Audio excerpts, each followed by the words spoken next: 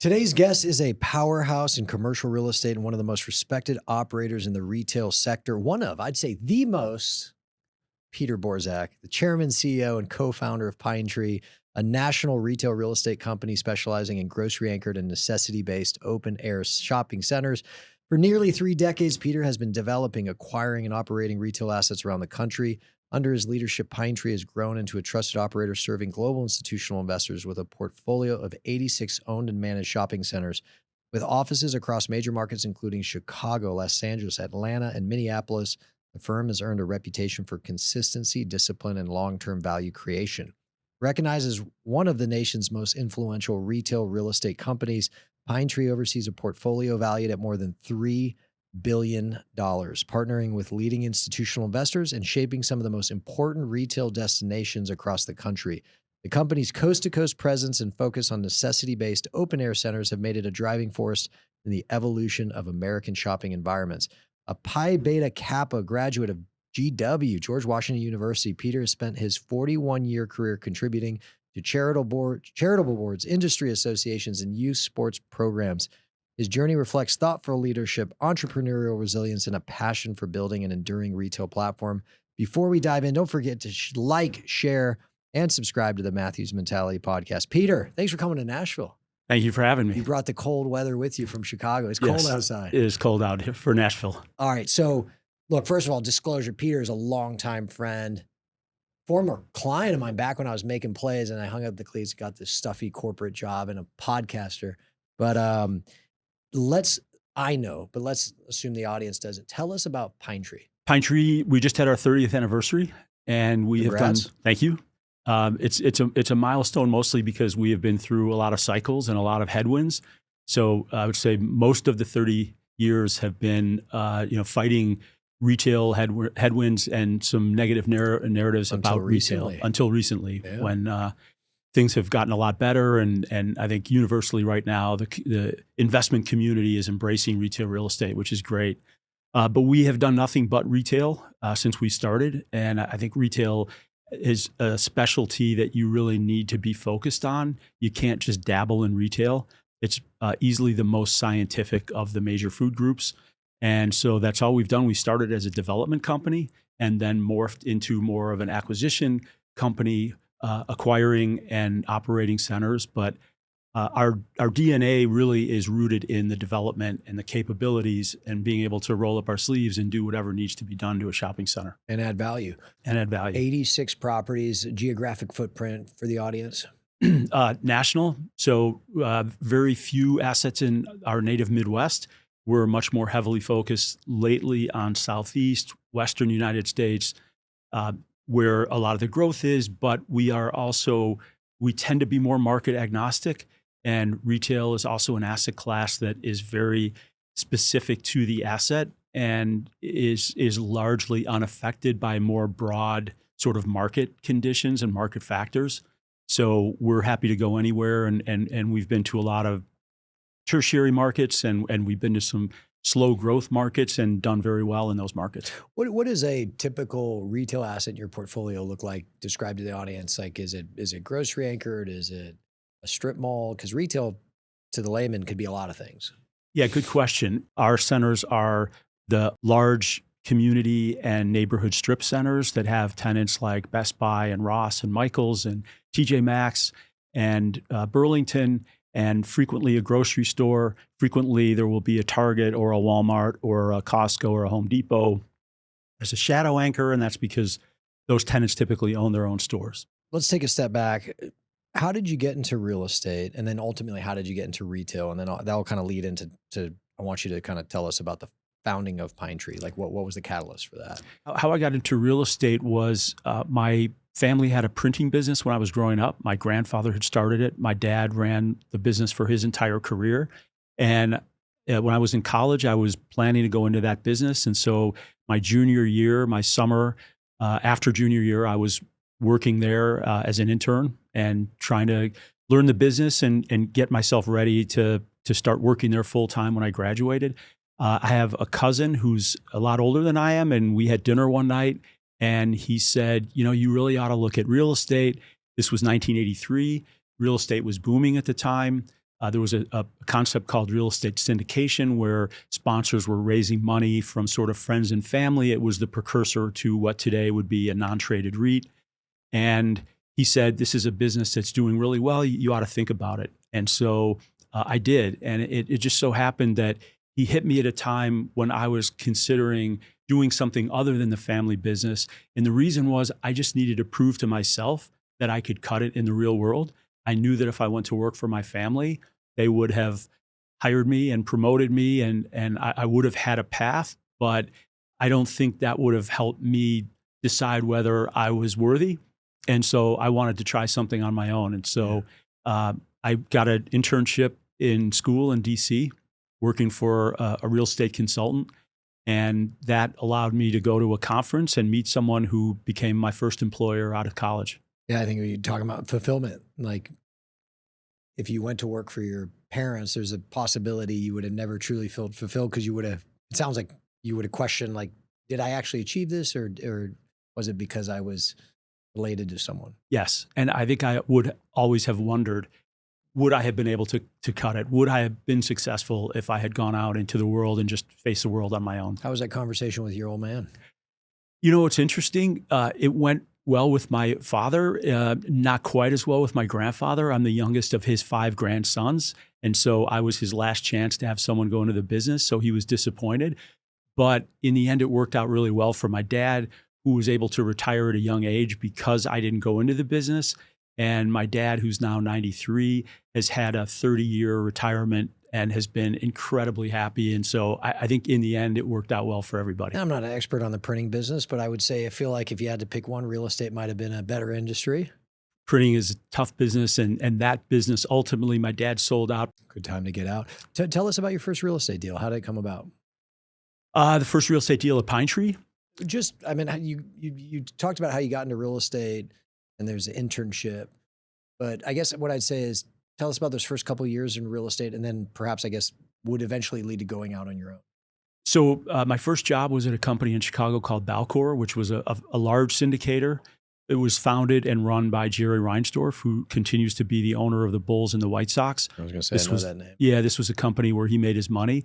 And it was a great company in that it gave me and a lot of people a great opportunity to learn the business. The investments didn't work out so well. And in the crash of the late 80s and early 90s, Savings and loan. Yeah. the SNL crisis, that's right.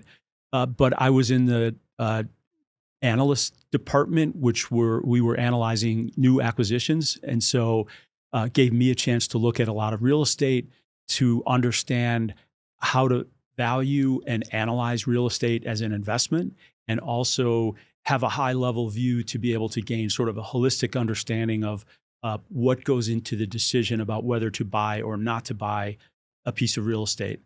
And we also, even at a very young age, would present to the investment committee, which was incredibly stressful. I was going to say, you better be ready, because their job is to shoot it. For those who don't know, and every investment committee is different, but you go in and their job is to poke a million holes in your thesis of why you should buy this property, right? That's exactly right. And their job also was to ask any question that popped into their head about any aspect of the investment. And so we had to go in literally prepared to answer any potential question.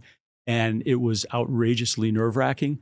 I used to be, there were a couple times when I was 24 years old when I would actually get sick in the morning before I went to the investment committee. You were that nervous? I was that nervous. I mean, it was a room full of people. Well, I was going to say, what is it like? It's like it's almost like your cliche classic, like big boardroom, oak table, 11 people sitting around or something? Way more than 11. It was probably 30 people in the room and all looking at you and looking at you for answers. And, you know, we were still young and pretty green. And even though the culture professionally has gotten much more kind, even today, I see committees like kind of one of those places where you're still allowed to permission to speak freely. Like they'll like, what the F is wrong with you, idiot? Like, I assume back in the day, it was brutal if you didn't have an answer to one of those logical or illogical questions, right? Yes. And in the logical questions we were prepared for, it was the questions out of left field that, you know, that you just couldn't anticipate. If you remember, and if not, make it up and tell me you remember.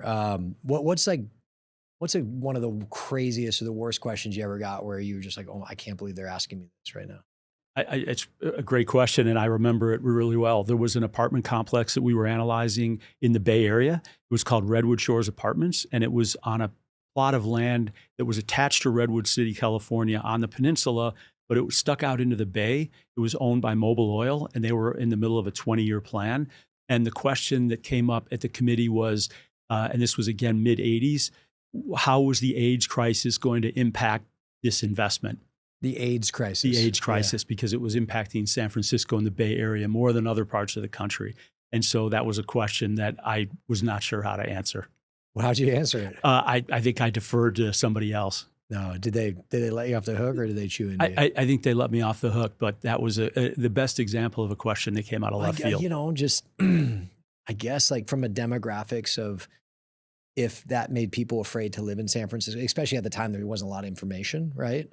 Yeah, I guess maybe you need to be prepared. I would never have thought of that. And I didn't either.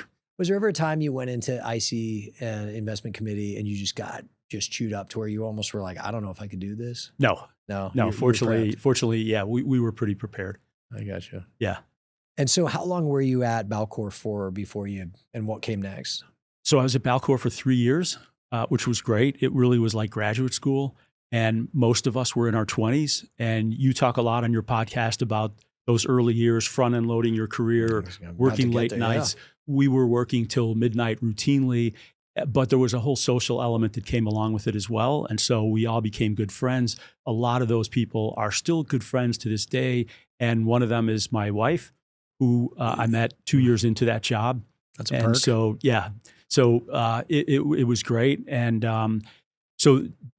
from there, I went to a smaller company called First Dearborn Properties. And the idea was I want to go from a larger company to a small company, because at some point I had it in the back of my head, I wanted to start a company.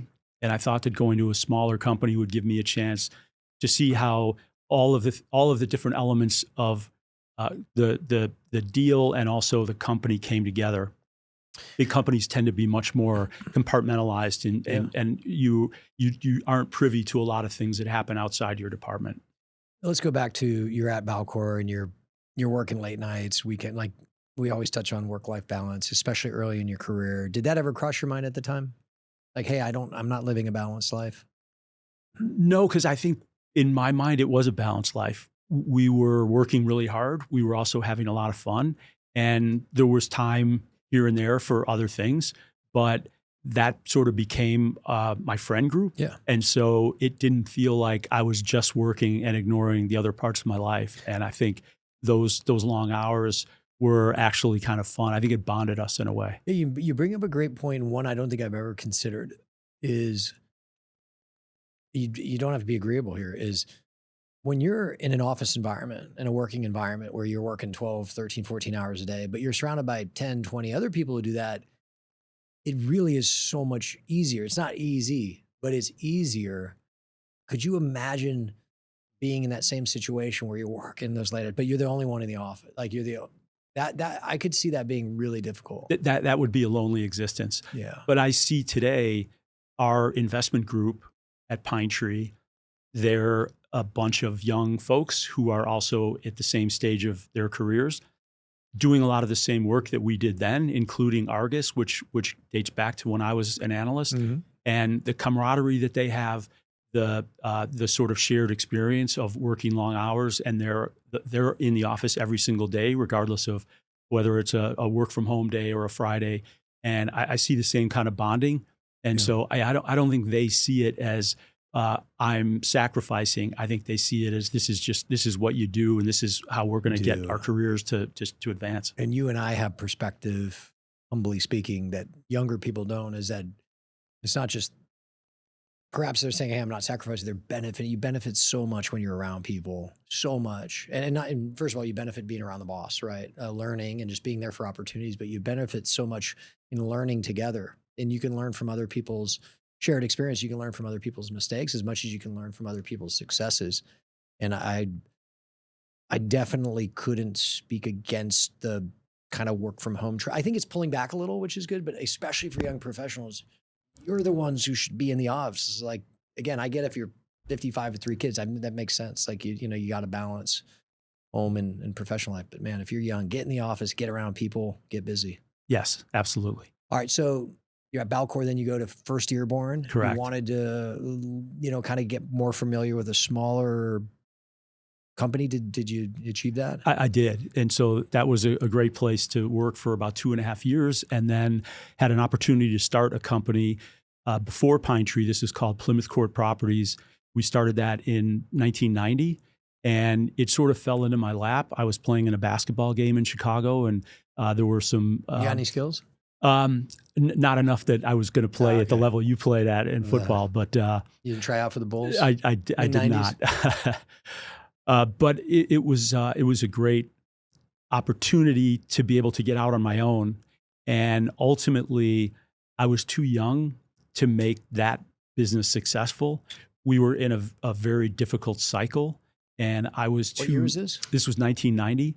And for not probably most of your listeners were not around in that time, but the real estate crisis of the early 90s was worse than any crisis that I've lived through since, including the GFC, because that crisis was entirely focused on commercial real estate, where the GFC was a more sort of global capital crisis. Yeah, GFC, misery loves company. We had a lot of company in the GFC. That's right. In the early 90s, coming off SNL, it was kind of predicated on just a flip of a switch from a tax law perspective, right? Well, but it was also massive oversupply. And the tax benefits of building real estate, even at a loss, created. That's right, because you could get tax benefits even if you built a property that was not making money. I think coming out of the Cold War, because there was so much government spending, especially in a military sense, and then when the Cold War is over, it's just like there's stop, everything slowed. Because I know in Southern California it got hammered in the early 90s. I don't think I've ever heard someone say that in the early 90s was worse than the GFC. I know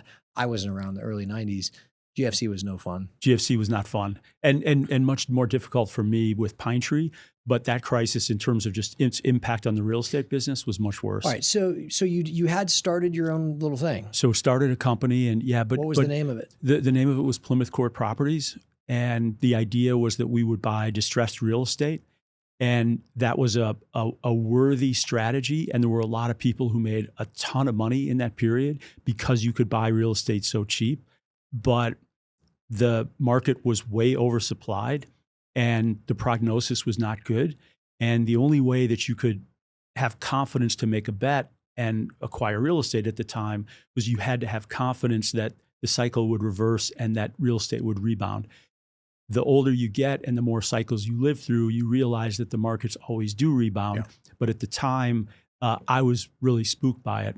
And for the people who were investors in this company, I was spooking them because I was afraid of things. Got it. So we didn't do as much as we should. One thing that we were able to do, which was a lot of fun, was I got to work on Michael Jordan's first restaurant deal in Chicago, which was a kick.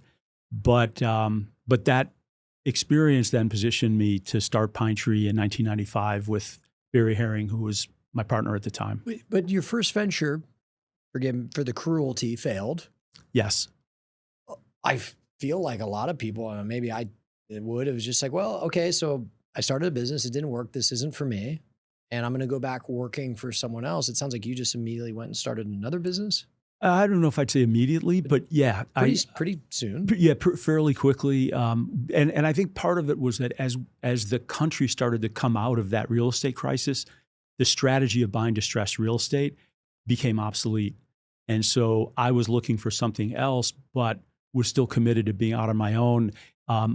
Happened to meet the guy who became my partner. He was working for a different company developing shopping centers, and he was looking for something different. So we decided to join forces and build shopping centers. I think what my question is,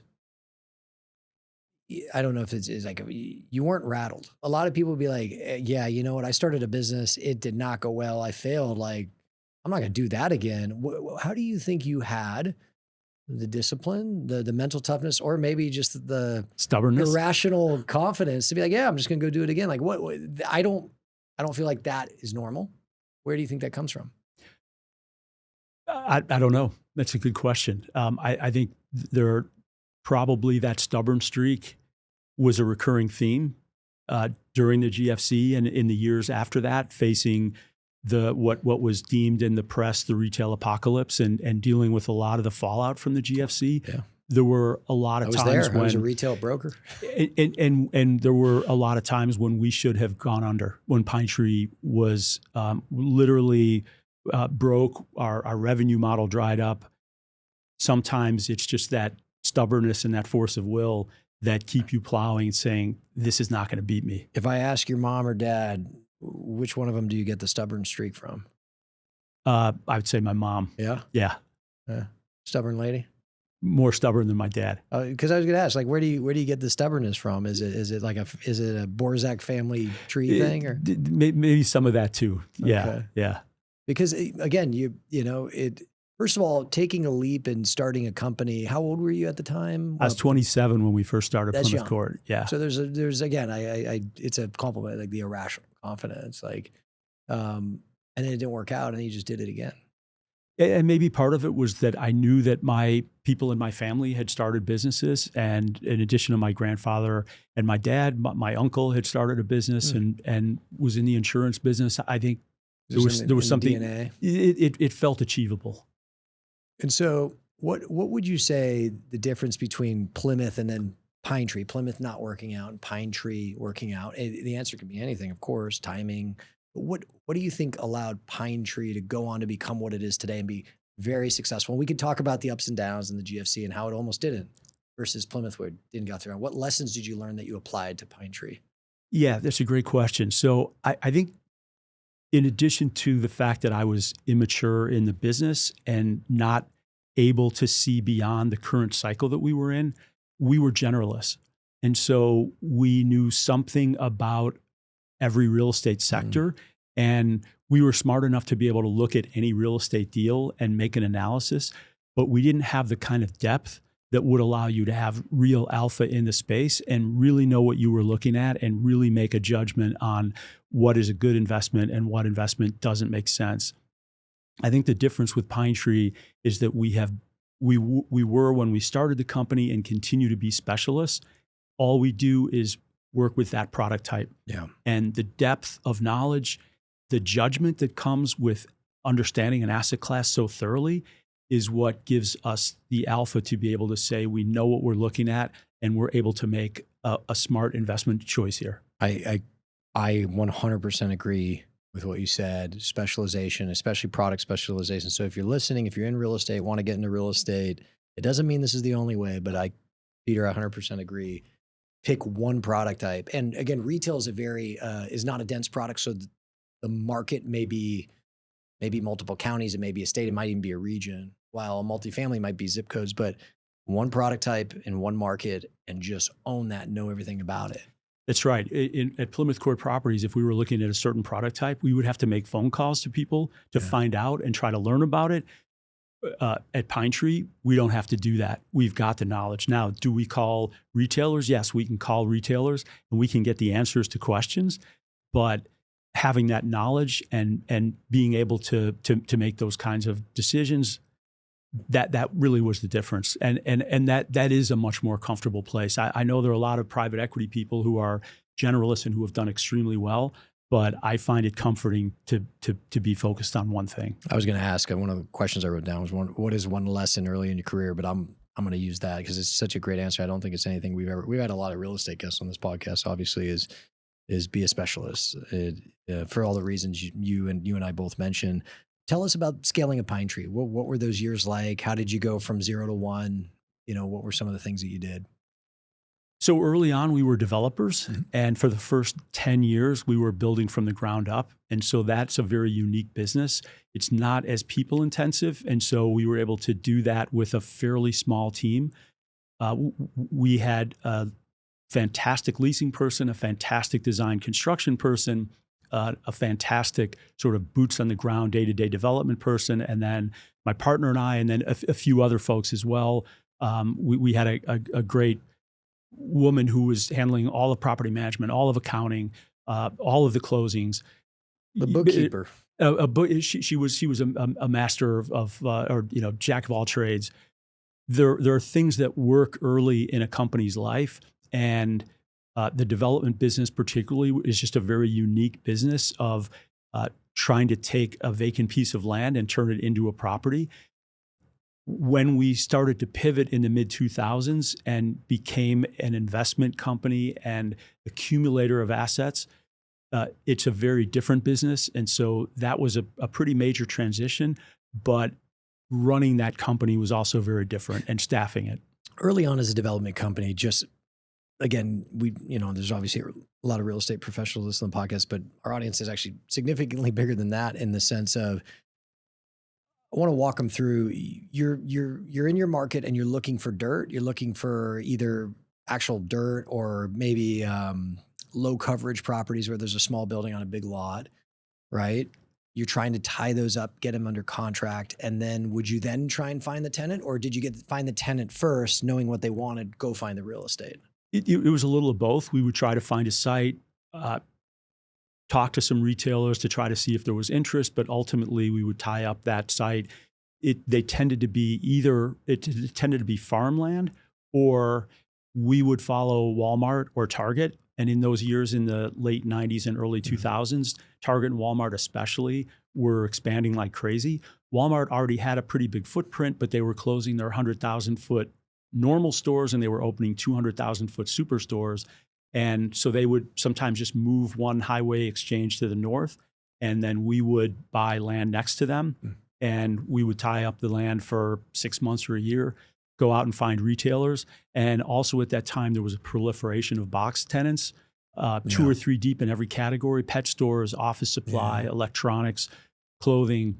And so it was a great time. There was a lot of positive momentum and a lot of retailers expanding and looking for new stores. Who were your early believers, your early investors in Pine Tree? Was it friends and family? It was these guys in this basketball game. Really? Yeah, 100%. That basketball game 100% fueled my career for the first 20 years. I need to get out and play basketball then. It was really amazing, and we didn't need a lot of equity until we started to acquire, and that was when that was what drove us into the institutional arena. What's it like to go ask someone for money? I'm not saying I haven't had to do it. I'm just saying, like, where you say, "Hey, I have this project. I think you should invest." It sounds scary to me. It sounds like, ooh, that's intimidating. It's a very personal decision, and it is very personal to take somebody else's money. Especially when you know them. When you know them and you're going to face them and you know their families, it was very personal. And what I've found over an entire career of raising capital is whether you're raising $5,000 from a friend or $100 million or $200 million from an institution, it starts with trust. And it starts with somebody on the other side of the table who's looking you in the eye and trying to decide if they can trust you. And if they believe that they can trust you, then you can get to the next phase. If they don't believe they can trust you, the conversation's over and it doesn't matter what the deal looks like. And I found that regardless of the check size or who you're dealing with, it is that emotional sort of visceral reaction to, can I trust this human being or not? That is the essence of capital raising. How did you have a formula for building trust? Like, how do you programmatically build trust with people? By being trustworthy. Yeah. That's the best answer. So like when you foul them in basketball, you're like, nah, I fouled you. Yeah. It's being trustworthy, and it's something that you build up over time, and it's something that you cannot ever compromise because it's a small world that we live in. And we talk about that a lot at Pine Tree. The retail real estate world especially is very small. The entire business community is very small. And any misstep can have reputational damage that can literally ruin your career, ruin your company, and will follow you for the rest of your career. What's one deal or moment from kind of the early Pine Tree days that you just will never forget? You feel like changed the trajectory of the company? I would say the biggest event that changed the trajectory of our company was when Utah Retirement Systems, the state pension fund of Utah, decided to commit to a separate account relationship with us and committed $100 million to acquire shopping centers in the Western U.S. And we had spent several years trying to break into the institutional community and sort of worked our way up the hierarchy from kind of local private equity to more national private equity, and ultimately getting a state pension fund to agree to back us was a massive win and a game changer. It was also a game changer because the head of real estate for Utah Retirement Systems then, and until he retired in January, was Devin Olson, who was widely respected, widely known in institutional capital circles. And so once an investor found out that Devin had taken a bet on Pine Tree, the conversations got much shorter, and people were much more willing to invest with us without needing to do as much homework as before Devin chose to invest. There's a lot of credibility in that. A lot of credibility. And was there ever a deal or a moment where, kind of conversely, you're like, oh my gosh, this may bankrupt us, or we may lose our big investor, where you really had doubts about the viability of the company? Yes, for several years, starting in 2008. Yeah. What happened? The same thing that happened to a lot of people. It basically felt like the world sort of landed on our head at one time. So basically all new deals dried up in 2008. When did you know something bad was happening? Was there like a moment? I'm sitting in my office, I look up at the TV. Was it, because there were some seminal moments during that period. Lehman goes down, or when did you know, like, oh, this is bad? I knew. So you're a YPOer, and I'm in YPO as well, which is an organization, a business organization, stands for Young Presidents Organization. But my first YPO real estate conference was in September of 2008, the week before Lehman fell. Yeah. And there was a panel, which any of us who were in the room for that will never forget. Ken Bernstein, Sonny Kalsi, Michael Elrad are the three guys. Sonny Kalsi was running Morgan Stanley's real estate. He was in Shanghai, so it was about 3 a.m. for him. And these three guys told us about the tsunami that was coming and the global financial meltdown. None of us had any idea the magnitude of this crisis. And that 1 hour-long session gave us the fear of God. And we all walked out of that room, I think, changed people. And we were at least a little bit more prepared. The following week, Lehman went down, and that started the stock market crash and everything else that happened after that. Who was your first phone call? Great question. The first phone call was to our banks. And having lived through the early 90s, I mentioned Plymouth Court Properties and being immature in the business around understanding the cycle. The benefit of living through that was that I saw the playbook for how to handle workouts successfully, and I saw how the people who were able to withstand that crisis and succeed and get to the other side, I saw how they handled it. And the way to handle that crisis or any other crisis is to be communicative and transparent. Yeah. And every part of your being wants you to retreat and climb into a hole. And it's not because you're trying to be dishonest. It's just none of us like to face painful, difficult situations, but you have to fight those urges. And the first calls that I made were to our banks. And we were so early in getting to our banks that some of them didn't even know the magnitude of the crisis themselves and couldn't understand why we were calling and having this conversation. But it turned out to be really helpful that we were that proactive and in front of the banks, because that allowed us to escape the wrath of any of those banks. And they were the ones who ultimately held the cards for a lot of companies about whether you'd live or die. Again, to clarify, because they have the loan on the property. They have loans on properties. They're in the first position. A lot of these properties, through no fault of your own, even in some cases, even if you didn't lose a ton of tenants, the actual value of the asset became worth less than the amount they were owed on the asset themselves. Yeah, I mean, before the GFC, the standard level of debt compared to the value of a property was 75%. I wish it was still 75. So after the GFC, as you know, it went down to sort of 65%, but 75% or greater was the norm before the GFC. Values went down 40% or more. So simple math, very few assets were worth the debt. And in addition, there was this concept called personal recourse. And in the development business, that's part of the game. You sign personally and you are on the hook. You've got your house and your car and everything you own on the hook. And so the conversations with banks when you have personal recourse can get pretty ugly. Yeah. But because they're coming after your house. They can it's as though they have a loaded gun pointing at your head. Yeah. And the idea is to disarm them, get them to put the gun down, and realize that you are going to take care of their asset and their collateral. You are going to do the right thing. You're not going to take any money that doesn't belong to you or take any fees that you're not entitled to. And so that was the game during that first year, was just establishing that we were going to do everything the right way.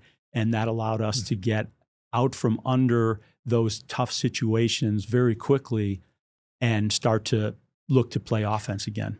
I mean, you've been a CEO a long time, and maybe it was during this period. What's the most difficult thing you've ever had to do as a CEO? The most difficult thing definitely would be letting somebody go. Yeah. That's the hardest and worst thing. Did that happen during that time? It did a little bit, but not really. We were committed to holding our team together. We had broken through that institutional barrier. We had Utah Retirement Systems and others as investors, and we had made promises to them around what we would do with their assets. And so it was important that we hold the team together. And so even though it was hard to make money in those years, we were committed to making good on our promises and making sure that our relationship stayed intact.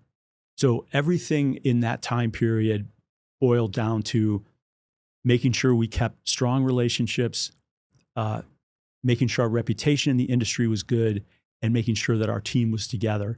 Everything other than those three things became noise. A distraction. When did you, coming out of the GFC, when did you, for the first time, almost like finally allow yourself to exhale? Like, oh, I think we're going to be okay.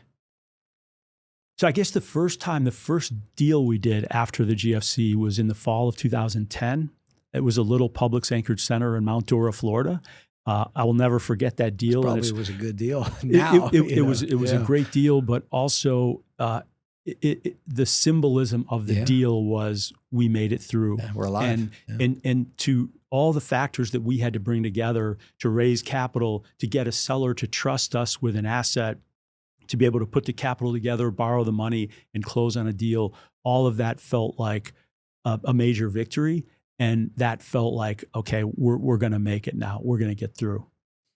Whether it's early on with Plymouth or the GFC or the lost decade of retail, 2010 to 2020, let's call it, and into COVID, and essential properties, like, how come you think it doesn't sound like, at least for an extended period of time, you ever allowed yourself to feel like a victim and kind of feel sorry for yourself? Because these things are somewhat out of your control, right? And I think a lot of people, that's default state. When things happen to me, my default state is like, oh, why is this happening? What do you think? Who do you credit? Why are you like that? It's a great question. And I would say that the realization during that time period of the GFC, part of and it isn't just learning, because it's one thing to learn something and understand it intellectually. It's another thing to own it and understand it on a level where it just becomes part of your being, was that I had no control over anything. Literally, there was nothing that I could control except the effort of Pine Tree, our intentions, our effort, and showing up every day. And so I learned to literally let go of the results and focus instead on doing everything that we could do to be successful. And it helped change the equation where I became less tied to the result and the outcome and more focused on what are we doing and making sure that we are maximizing the odds of success in everything that we're doing. And if we felt good about the effort, then you can be at peace with the result. And that was something that took a long time to really sink in, but it allowed me to sleep during those years. How did you met your wife at Balcor? Yes. how did you balance building this business in Pine Tree, going through, yeah, the tough cycles, but also growth cycles with family life? Like, because again, those do start to butt up against each other, especially as you have children. How did you manage those things? Well, I think part of it is it was an easier time to do that. Before the mid 2000s, email and electronics and social media and the demands of the job were not as omnipresent as they are now. You could go home and put your work away, and you didn't have a device that was buzzing all the time or alerting you to something all the time. I think it was just an easier time to achieve a sort of balance because work was just not as intrusive. And I see some of the young people now at Pine Tree who have young kids and who are trying to balance things at home when all evening and all weekend they're being inundated with information and with demands. I think it's a lot harder. I'm grateful that I was able to raise, for us to raise a family at the time that we did. That makes sense. What I've, speaking to professionals who kind of came up in the business around any business around the time, but there was, because you couldn't bring work home with you from a technology perspective, I've noticed they were at the office a lot more. Did you have that experience? Yeah, definitely. Yeah. You were at the office a lot more because it was a trade-off. It was a trade-off, but work from home was not a thing. It wasn't really effective. And you were more tied to paper at the time. Yeah. And so if you didn't have files around you and if you didn't have documents and things, it was just a lot harder to be productive. Even when I started GSCC, I'm getting old too. You had your desktop computer and there's like the C drive. So a lot of your documents were saved there. It wasn't a cloud infrastructure. That's where it's right. like you save your document in the box, and whether you're at your office computer, your home computer, or even your iPad now, you could access the same document that you're working on. And so I remember I'd be like, I have to go in the office on Sunday because there's a document that I need to work on. And short of me like bringing it home on a flash drive, maybe, which, there's like going to really do that. And so looking back, were there ever times where you struggled to kind of balance one or the other? I think it got tougher as our kids got a little bit older and getting into sort of the late 2000s. That was when it got tougher. And also the impact that the crisis was just having on me.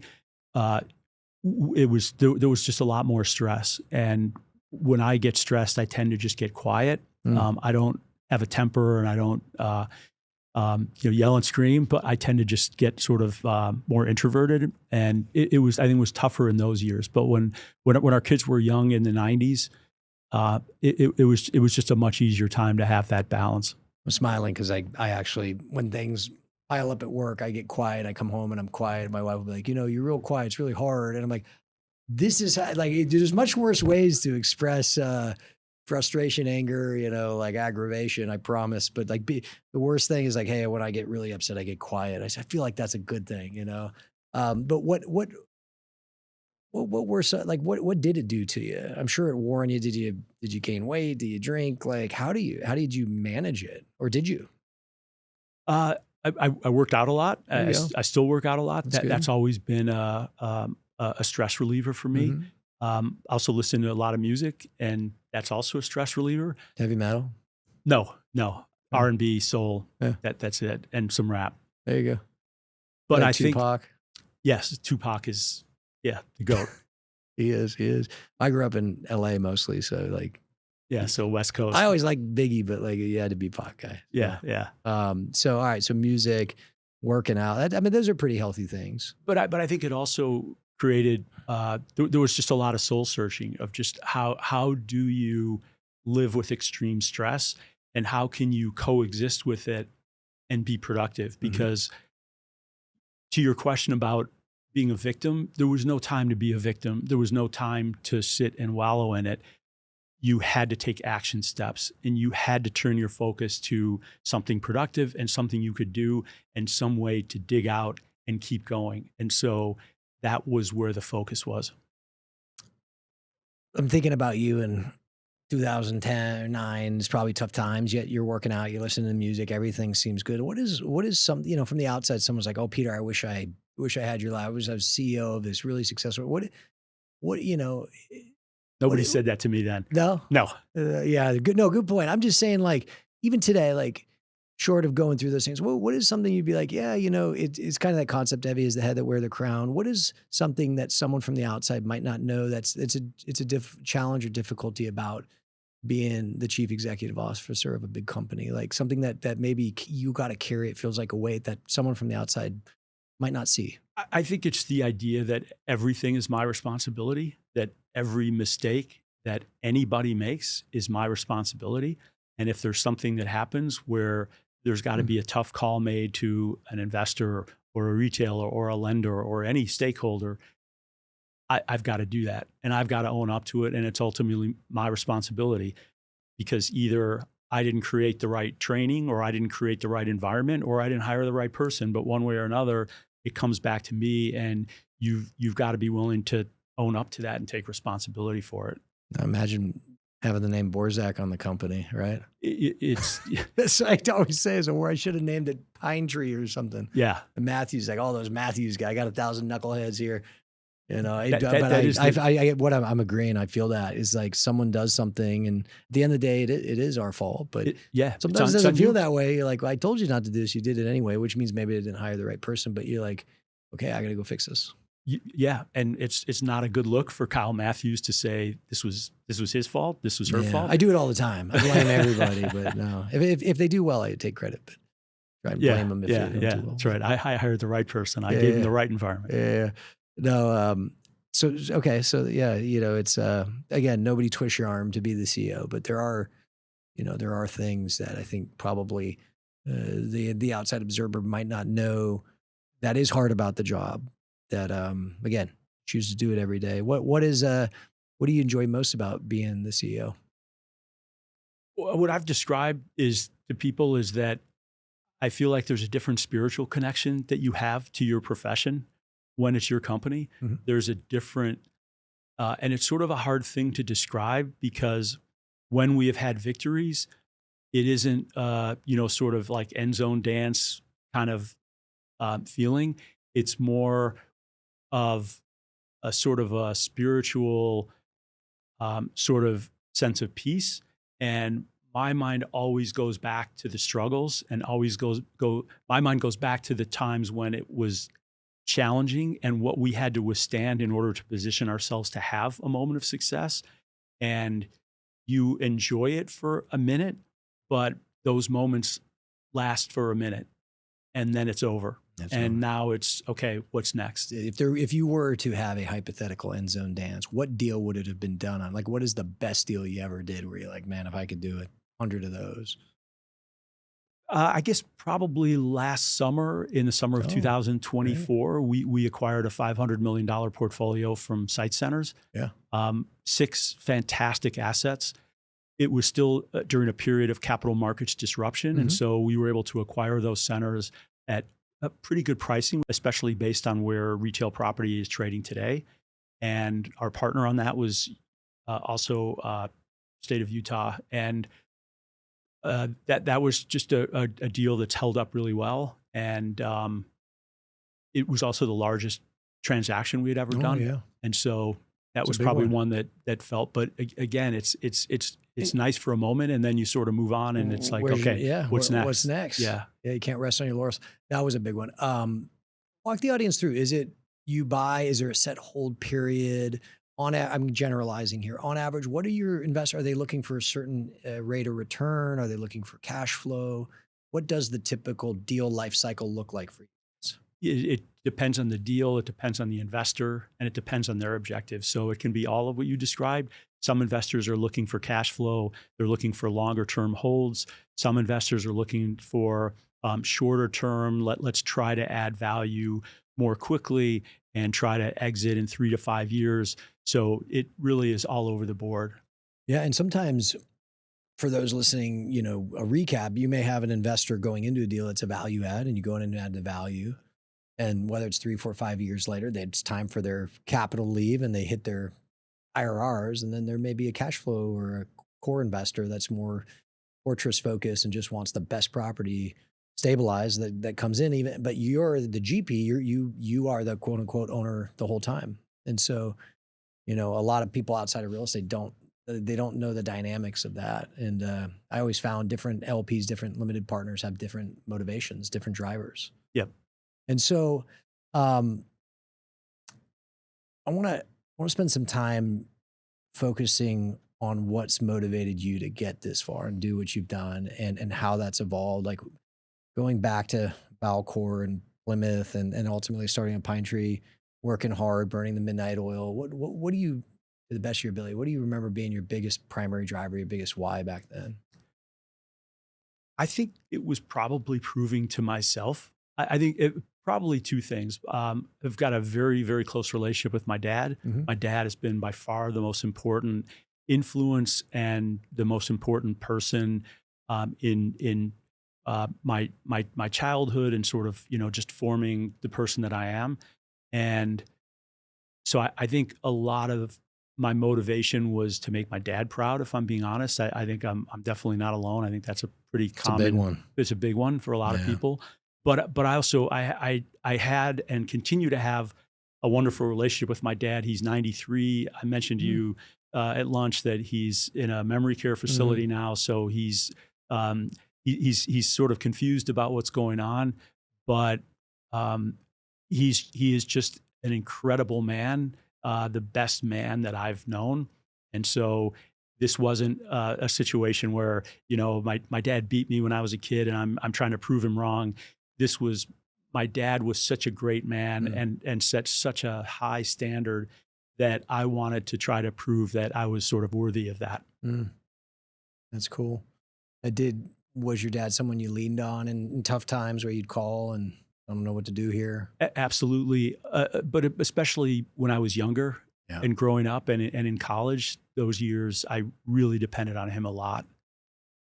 One of the things a lot of guests have shared, certainly the father, I'd say seems to be a very deep and inherent one with a lot of people, not everyone. But, in your 20s, financial anxiety is like, hey, I got to make money. And while, I think more money is always great, is making assumptions. You've done very well.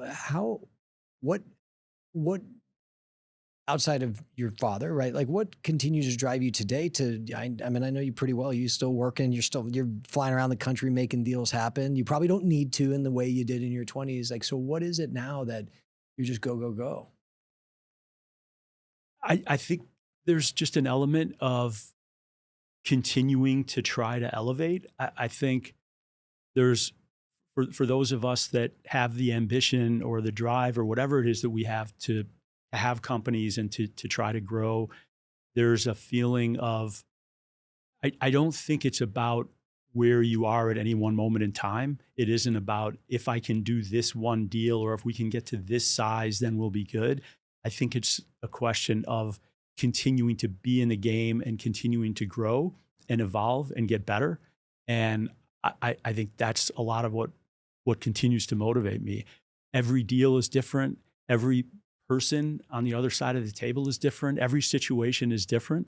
And no matter how much it may feel familiar because you've seen things like this in the past, it's never exactly the same as it was in the past. And so trying to figure out how to get through those barriers to get a deal done, to make an acquisition, to lease up a center, to successfully sell it, those things are always different. And for whatever reason, it just doesn't get old. Speaking of mentality, the Matthews Mentality Podcast, what is one word to describe your mentality? I guess what I strive for is to be calm before anything else. I believe that having a calm mind is the most critical element in a professional career. And it doesn't mean that my mind is calm at every minute of every day, but if I'm not in a calm state of mind, I will refrain from firing off an email or making a decision or doing something that I'll regret.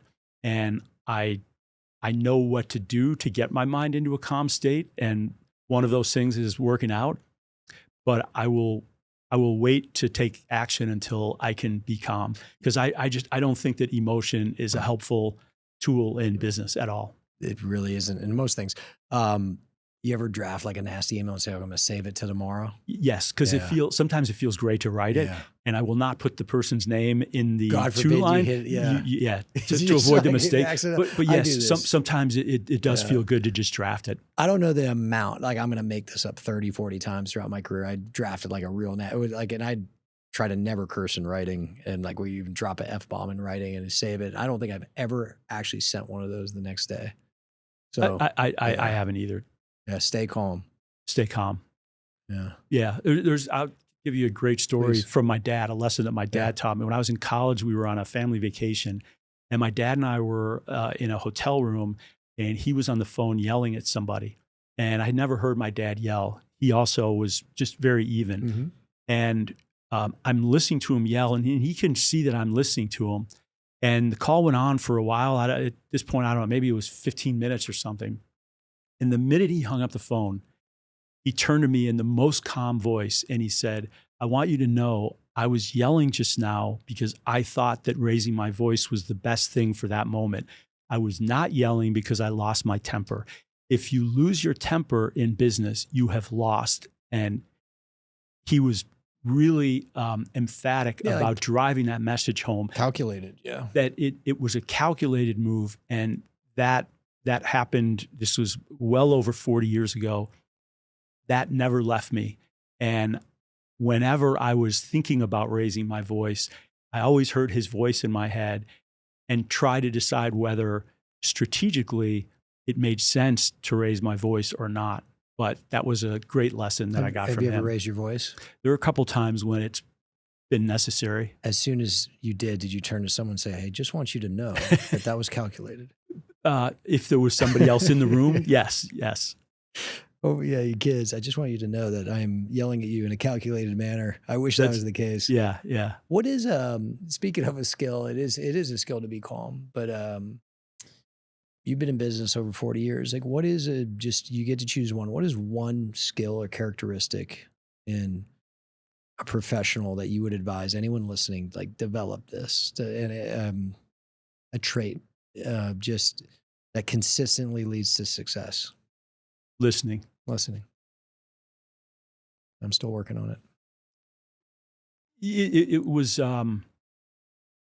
It's liberating to realize that you don't have to be the smartest one in the room, that there are always people who have the answer, and asking the questions and listening is the best way to find the answer.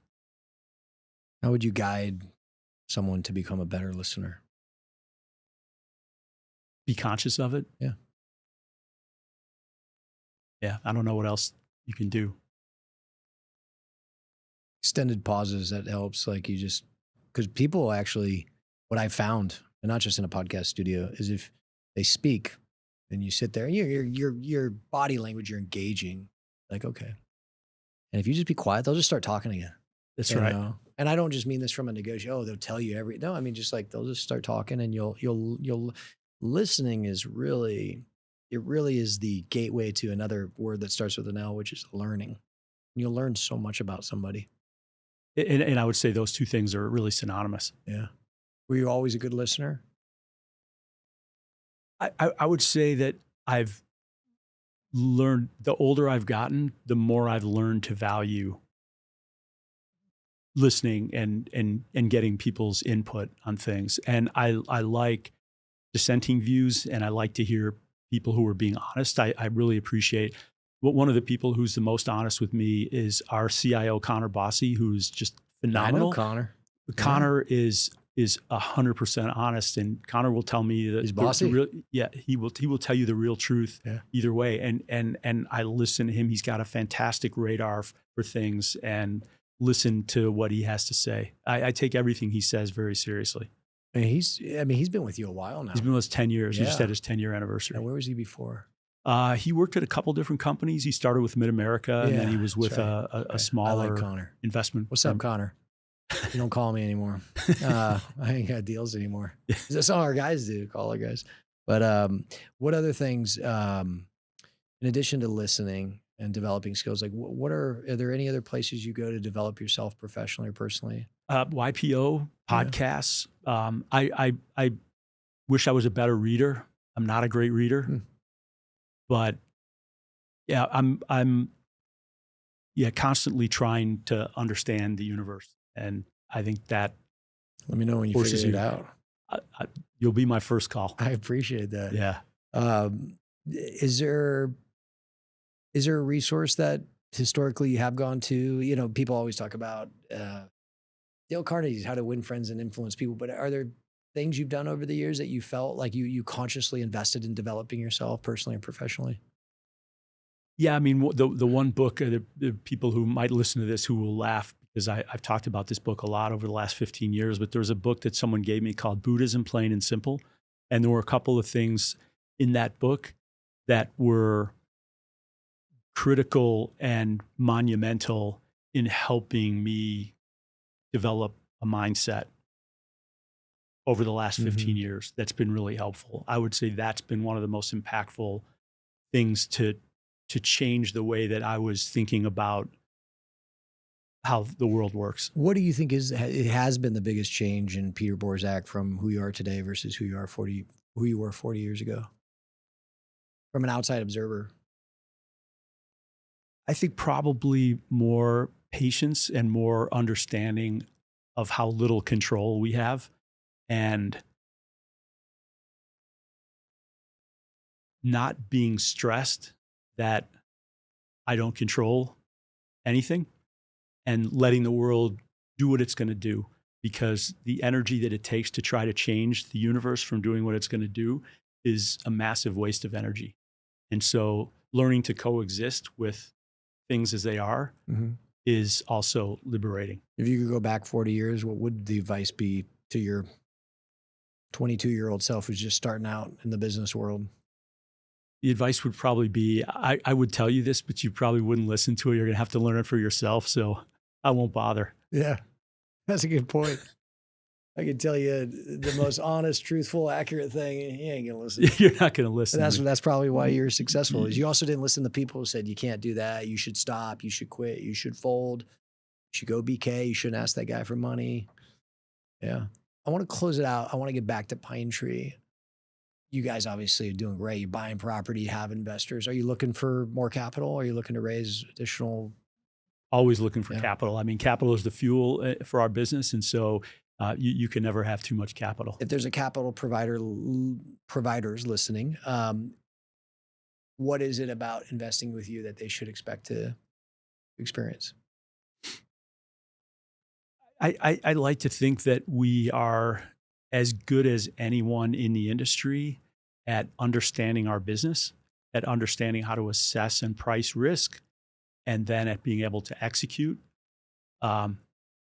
We also pride ourselves on customer service. We pride ourselves on having confidence around what we know, but also having humility around every situation, because we are always playing with fire.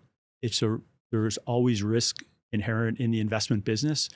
And I think a lack of humility can be really dangerous. And we try to balance confidence with humility. And if there's a secret sauce for Pine Tree, that's what it would be. If there's a trait that we look for in hiring, and I know on the podcast you did with Alex Nyhan, he mentioned it was something to the effect of, we look for traits, not sort of expertise, or we can teach you the business, but we always say we look for mindsets, not skill sets, because that was it. We can teach you a skill set. If you come with it, that's great. That's an accelerator. Awesome. But I actually don't, but I can't teach you how to think. That's right. And having confidence is a good thing. One step beyond confidence is arrogance, and that becomes toxic. So finding that formula of people who are confident, but also humble and have a healthy trait of recognizing that they don't know everything and don't have all the answers, that's the mentality that we look for. I like that. I don't know if I've ever thought of the distinction or where the line is between confidence and arrogance, because you want someone who's confident. You have to have confidence. To suggest to a capital investor that they should trust us with their capital, you have to be confident, and you have to have an established track record, and you have to be able to demonstrate that you have done this over and over and over again, and you know what to do. But there is a line, and arrogance becomes a problem. What do you think the difference between confidence and arrogance is? I'm just thinking out loud right I think it's humility. now. And is there any age or any level of expertise where a person shouldn't be humble? My answer would be no. No. And if you've been in an industry, I can only speak for real estate long enough, the confident ones are humbled, but they survive. The arrogant ones, they kind of die off. These forces, there are a lot of analogies with capital market cycles to, hurricanes or tornadoes or whatever, but there are forces much greater than any of us. And so that's where I think arrogance, cockiness becomes an additional risk factor. Well, Pine Tree has been a force for a long time and will continue to be. If any brokers are listening, what type of product should they send you? We look for open air centers, neighborhood, community, regional centers, generally anchored. We like grocery, but it doesn't have to have grocery. Minimum deal size tends to be about $30 million and up. And you guys got big time. Back in the day, it was... Yeah, Man, it's the value of your time is now you got to rev up the machine. So, oh my gosh, what was the last deal you and I said? It was like a deal in like Nebraska or somewhere. I can't remember. This was like a decade ago. You guys have done so well, and like I said, a force of nature. So 30 million. Are there? And again, it sounds like markets. You're kind of agnostic. We are definitely agnostic, Yeah. and there are some of the best deals we've done have been in small markets or non-growth markets. Cleveland. Let's go, baby. Go Browns. We did a fantastic deal in Cleveland a few years ago, and Cleveland's a city that's been largely ignored. The Midwest has been largely ignored until recently. Yeah, we're starting to see momentum coming back to the Midwest right now, which is encouraging. Indianapolis, Minneapolis, Chicago. You and I were talking earlier, Chicago has the highest residential rent growth in the country right now, which I think a lot of people don't know. Rooting for Chicago as a lifelong Chicagoan. Everybody's rooting for Chicago, dog. It just, we're going to try something different up there, We'll talk about that offline. But no, congrats on all the success. I mean, even when I met you, you guys were already big. And I was like, oh, Pine Tree is a big company, and you guys have only gotten bigger and more successful. And I think you've done a great job staying confident, but never displaying arrogance. And, you've cycle tested for sure. I haven't been through so many cycles, and COVID was probably another fun one, but it was so quick. And hopefully we're in this cycle, which is a nice cycle for retail for a long time. And hopefully, I would argue we deserve it. Damn it. We do. We do. And congrats to you as well. Incredible story. The size of your firm, the success, the wild success of this podcast and your marketing efforts. It's really impressive. And shout out to your dad. I told you earlier, your dad's podcast was the best. My favorite of the ones that you've done. It was just wonderful to hear him and his story. It was a low bar, but I will tell him that you said that, and he will revel in that. It was the last thing he wanted to do. He didn't even know we were doing a podcast until 20. I told you this. He didn't even know until 20 minutes before. I said, Dad, you're the guest. And he was not happy, but he did a great job. He came through. Much like your dad. Yeah. Just blessed to have him as a father. All right. So for everyone listening, be sure to follow Peter Borzak on LinkedIn. You guys are active on LinkedIn now. Pine Tree yourself. We are. Yeah. This is, it helps with the message. We were talking about it offline. LinkedIn's great. But definitely, if you want to learn more about Peter and Pine Tree, go on LinkedIn. Check out pinetree.com. You check out the portfolio. I'm sure if you have a deal, your acquisition personnel will be up there. Who yes. Send it to where yep. You guys are hungry, looking for more properties. Always love more capital. But Peter, thanks so much for coming down here. Sorry about the weather. I was hoping to be a little warmer, but you're used to it. I'm used to it. This is nothing. I'll come see you in Chicago. Thanks for taking my cold call 15 years ago. No, thank you and thanks for having me here. This is awesome. It's been fun. If you found value in this episode, follow me on X, Instagram, TikTok, LinkedIn. Just search Kyle Matthews CEO and tune in for more conversations on the Matthews Mentality Podcast wherever you listen. Thanks, Peter. Thank you.